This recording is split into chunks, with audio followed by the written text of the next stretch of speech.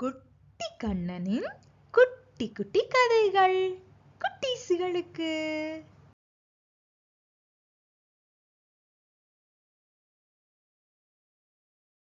भूत भव्य भवत् प्रभवे नमः। भूत भव्य भवत् प्रभवे नमः। भूत भव्य भवत् प्रभवे नमः. போன கதையில நம்ம என்ன பார்த்தோம்? ஏன் நம்ம பகவானுடைய வழிப்படி நடக்கணும், பகவான் சொல்றத கேட்கணும் அப்படின்னு சொல்லி ஒரு கொஷின் கேட்டிருந்தோம்ல, அதுக்கான ஆன்சர் இந்த இதுல பார்க்கலாமா? ரோமசர் அப்படின்னு சொல்லி ஒரு முனிவர் இருந்தாராம். அவருக்கு ரோமங்கள் ஜாஸ்தியா இருக்குமா. ரோமம் அப்படின்னு சொன்னா சரீரத்துல உடம்புல இருக்கிற முடி அப்படின்னு சொல்லி அர்த்தம். கேசம் அப்படின்னு சொன்னா தலையில இருக்கிற முடி அப்படின்னு சொல்லி அர்த்தம்.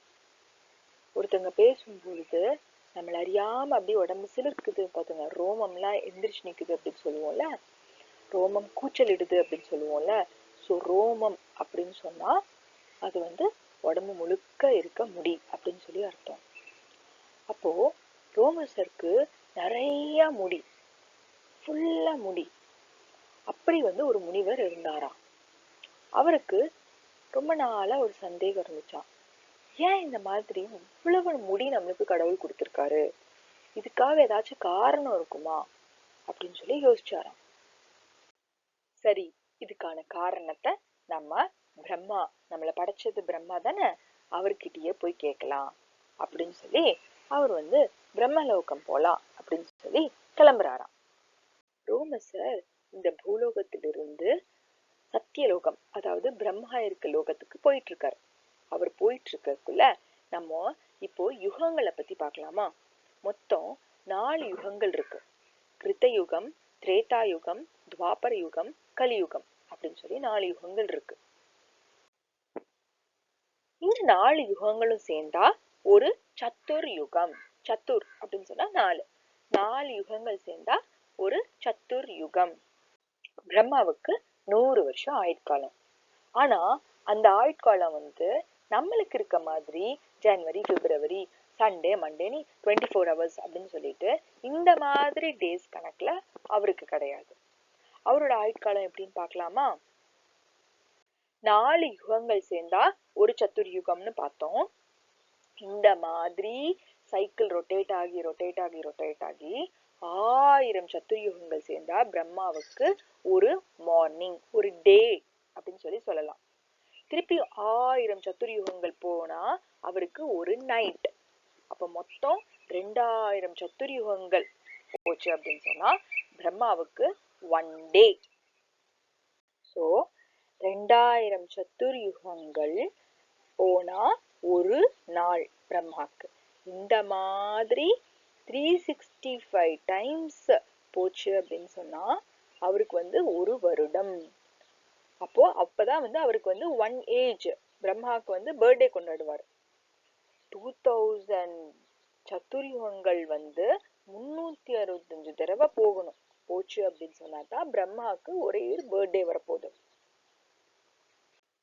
இந்த மாதிரி 2000 சத்துர்யுகங்கள் 365 தடவை வந்தா ஒரு வருடம். இந்த மாதிரி 100 வருடங்கள் ஆச்சு அப்படின்னா ஒரு பிரம்மா போய் இன்னொரு பிரம்மா வருவாரு. ரோமசர் பிரம்மலோகம் வந்துட்டாரா அப்படின்னு சொல்லி பார்க்கலாமா? ரோமசர் பிரம்மதேவர்கிட்ட இந்த மாதிரி ஏன் இவ்வளவு முடி இருக்கு, உடம்பு முழுக்க இருக்கே, இதுக்கு ஏதாச்சும் காரணம் இருக்கா அப்படின்னு சொல்லி கேக்குறாராம். அப்போ பிரம்மா சொல்றாராம், உங்களுக்கு முடி இருக்கும் வரை அப்படின்னு சொல்லி இருக்கு அப்படின்னு சொல்லி அவர் சொல்றாராம். அப்படின்னா என்ன அப்படின்னு ரோமசர் யோசிச்சுக்கிட்டு கீழே வராராம், பூலோகம் வராராம். முடி இருக்கும் வரை அப்படின்னா இதுல ஏதோ ஒரு அர்த்தம் இருக்கே, என்ன? முடிவு இருக்கும் வரை, முடி இருக்கும் வரை, எது முடிவு இருக்கு?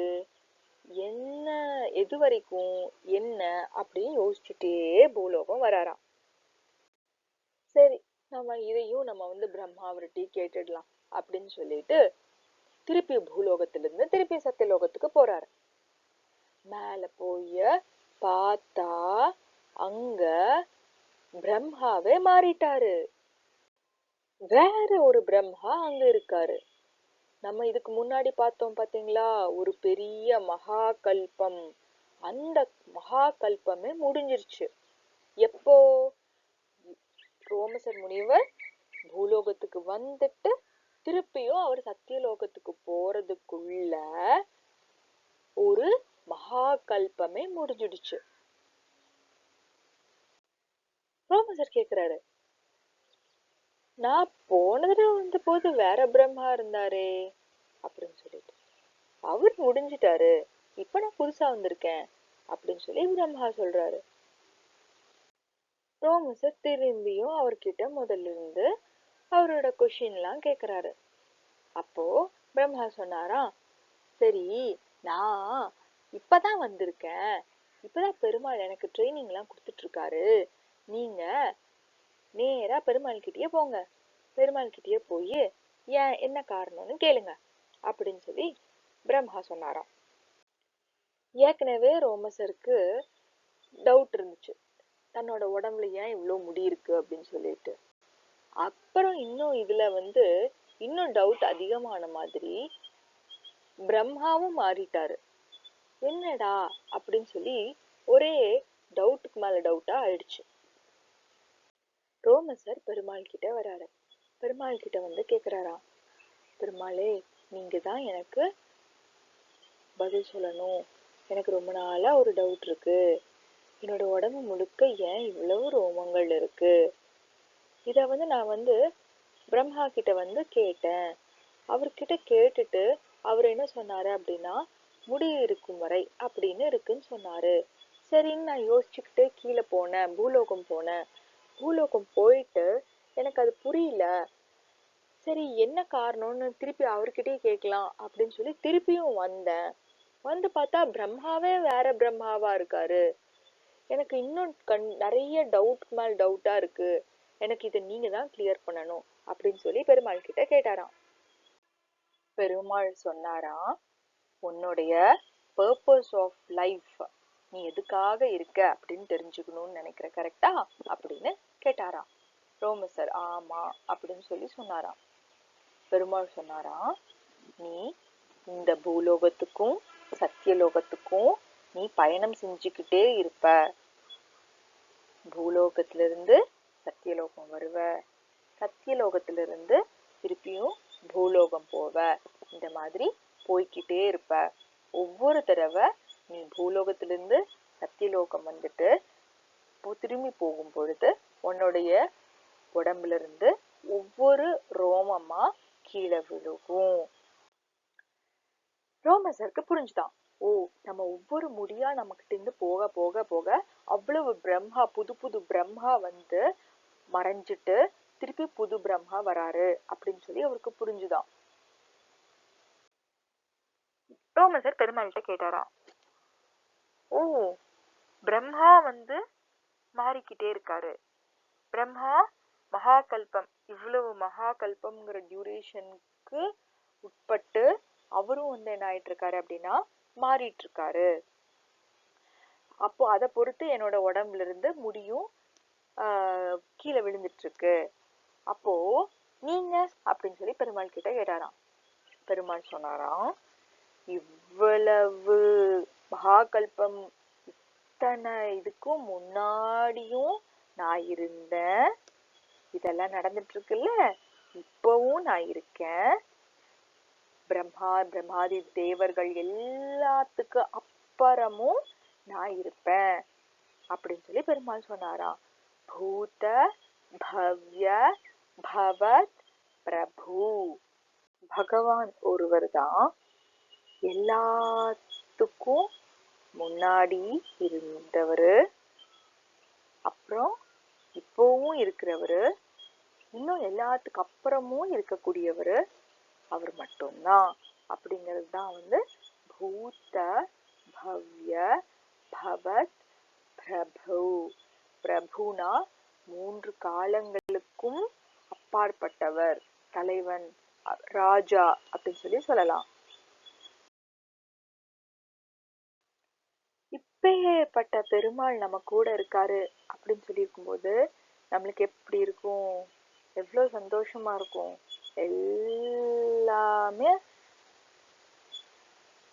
தெரிஞ்சவரு, இப்போ நம்மளுக்கு எல்லாத்துக்கும் சொல்லி கொடுத்துட்டு இருக்கிறதும் அவர் தான். நாளைக்கு இன்னும் யுகம் யுகம் கடந்தும் சொல்லி கொடுக்க கூடியவரும் அவர் தான். அப்பேற்பட்டவர் நம்மளுக்குள்ள இருந்து நம்மளை வழி நடத்துறாரு அப்படின்னு சொல்லி இருக்கும் பொழுது நம்மளுக்கு எவ்வளவு சந்தோஷமா இருக்கும். ஸோ நம்ம பகவான்கிறவரை நம்ம வழித்துணையா வச்சுக்கிட்டோம் அப்படின்னு சொன்னா நம்மளுக்கு எப்படி இருக்கும்? நம்ம ஜேர்னி ரொம்ப பிளசண்டா இருக்கும். நம்மளுக்கு இங்க ஒரு டவுட் வரும், என்னது பெருமாள் தான் பிரம்மாவையே கிரியேட் பண்ணாரா? நம்ம தனியா தானே இவ்வளவு நாளா பார்த்துட்டு இருந்தோம். பிரம்மானா கிரியேட்டர், பெருமாள்னா காப்பவர், அப்படித்தானே பார்த்துட்டு இருந்தோம். இது என்ன பெருமாள் தான் பிரம்மாவையே கிரியேட் பண்ணாரா அப்படின்னு சொல்லி ஒரு டவுட் வரும்ல. அதுக்கான ஆன்சரை நெக்ஸ்ட் கதையில பார்க்கலாமா?